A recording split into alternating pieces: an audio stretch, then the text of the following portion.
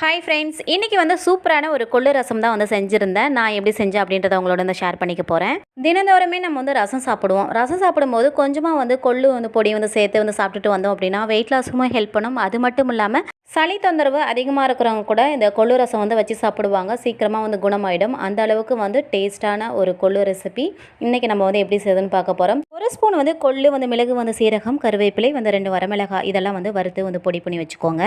ஒரு தக்காளி வந்து வேக வச்சு எடுத்து வச்சுருக்கோம். ஸோ அது கூட வந்து கருவேப்பிலை கொத்தமல்லி வந்து உப்பு மஞ்சத்தூள் வந்து சேர்த்து வந்து கரைச்சிட்டு நம்ம வந்து கரைச்சி வச்ச வந்து புளியும் சேர்த்து நல்லா வந்து மிக்ஸ் பண்ணி கலந்து கொடுத்து உப்பெல்லாம் செக் பண்ணி ரெடி பண்ணிக்கோங்க. கொள்ளு அரைக்கும் போது லைட்டாக வந்து குறைன்னு இருக்கிற மாதிரி வந்து அரைச்சிக்கோங்க. அதுக்குள்ளே 4 பல் வந்து பூண்டு வந்து சேர்த்து வந்து அரைச்சிட்டு நம்ம எப்பயும் போல் வந்து தாளிப்பு வந்து கொடுத்துக்கலாம். இப்போ வந்து கரைச்சி வச்ச வந்து புளியும் சேர்த்து வந்து புளி தண்ணியும் வந்து சேர்த்து நல்லா வந்து மிக்ஸ் பண்ணி கலந்து கொடுத்துட்டு ஃபைனலாக கொத்தமல்லி வந்து ஒரு பச்சை மிளகா கீரி வந்து சேர்த்துட்டு ஒரு கொதி விட்டு இறக்குனீங்க அப்படின்னா சூப்பரான கொள்ளு ரசம் நம்மளுக்கு ரெடி ஆயிரும். இதே மாதிரி நீங்களும் ட்ரை பண்ணுங்கள். மறக்காமல் என்னோட சேனலுக்கு சப்போர்ட் பண்ணுங்கள், ஷேர் பண்ணுங்கள்.